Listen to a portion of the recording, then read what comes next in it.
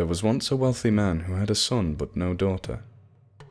So badly did he want a daughter that he spent much of his time praying at temples and consulting fortune tellers. Finally, his prayers were answered, and a girl was born.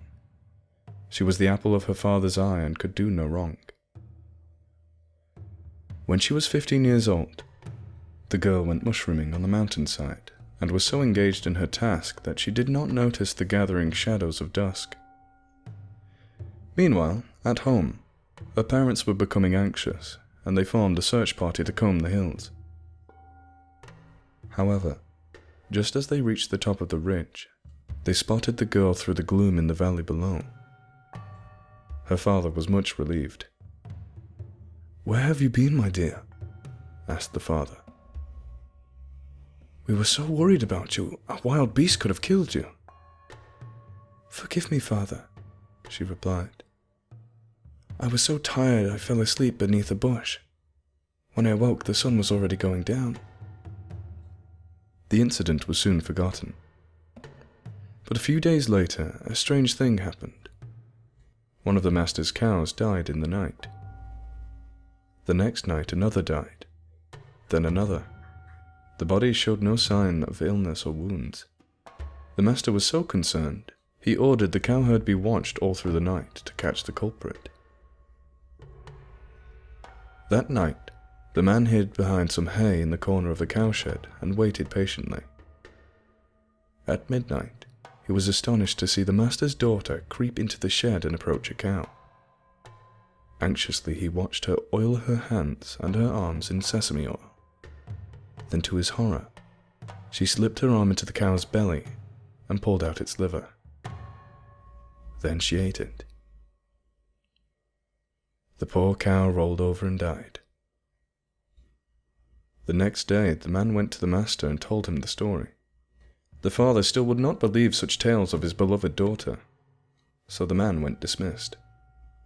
A third herdsman spent the night in the cowshed and reported all he had seen, and what he saw was the same. He too was sacked. Thus it continued. Each night a cow died. Then, when no cows were left, the pigs began to die, and then the horses, of all the same mysterious ailment. In the end, all the cowherds, swineherds, and stable boys were dismissed, and no one from the village would work for the rich man.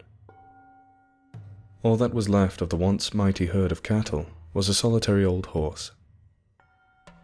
Next night, the master sent his only son to solve the mystery. The young man concealed himself behind some hay and kept watch. In the middle of the night, he heard footsteps, and the barn door opened. It was his sister, stealthily entering. In his relief, he was about to cry out to her. Yet something in her look stopped him. Her eyes were sly and narrow, her thin lips curled, her face stony and stern. He stared in disbelief as she greased her arms and thrust them into the horse's belly, pulling out its liver. With blood dripping from her lips, she then chewed and swallowed the steaming meat. He dared not breathe until she had returned to the house. At dawn, he called his father to the barn and showed him the dead horse. "Father," he grimly said, "you will not like what you hear, but I must tell you the truth. It is my sister. It is she who came in the night and ate the horse's liver." His father stared at him, with hurt and anger in his eyes. He was silent for a moment, then shouted at his son, "You must be madly jealous of your sister to make up such tales. No doubt you fell asleep and had a nightmare. Get out of my sight. I don't want you in my house." Not knowing where to go, the disconsolate son wandered off into the hills. After several months, he came upon an old monk struggling across a mountain stream. Having helped the monk to safety, he was invited to stay the night at a nearby temple. And there he told the story of his sister. The old man nodded sadly. "Yes, I understand, he said. That night when your sister was in the hills, she must have been eaten by a fox who took her form. The very likeness of your sister. So it was really the fox that killed the animals. Then I must return at once, the lad exclaimed, and warn my parents. I fear it's too late, said the old monk. Morning is wiser than evening. Set out tomorrow. Next morning, the young man was given 3 small bottles, red, green, and blue. Take this horse, said the monk, and use the bottles as I have instructed. With that, the boy thanked the monk and rode off down the mountain track. It was several days before he arrived home. Once there, he could hardly believe his eyes. The house and yard had been overgrown with weeds, and there, in the middle of the yard, was his sister, sitting in the sun, catching lice and worms and eating them. "My dear brother," she cried on seeing him. "Where have you been all these months? How I've missed you." She went to hug and kiss him, but he drew back in alarm. "Where are our father and mother?" he asked. "They lie in their graves," she replied, giving no explanation for their deaths. Realizing that she had eaten them too, the young man knew he had to escape before she killed him as well. But how? Suddenly, he had an idea. "Dear sister, I have come a long way and I am very hungry. Could you prepare a meal?" He thought he would escape while she was cooking, but the fox girl was cunning.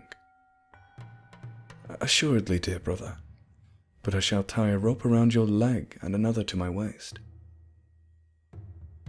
She left him in the yard while she went to prepare some food. Every now and then she tugged on the rope to make sure he had not run away.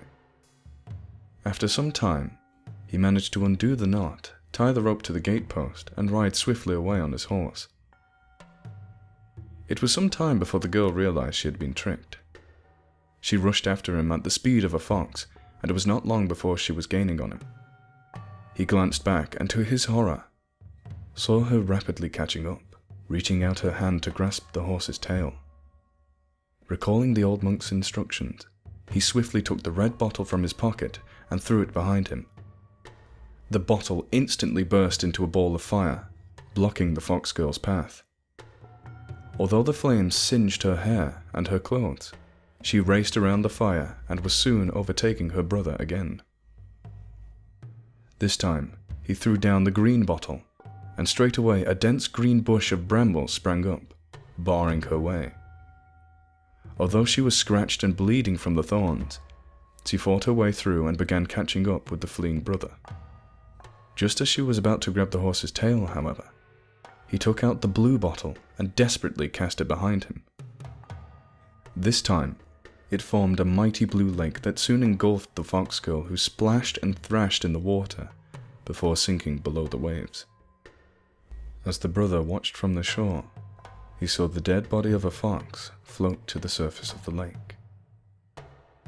At last he had killed the fox, who had taken his sister's form.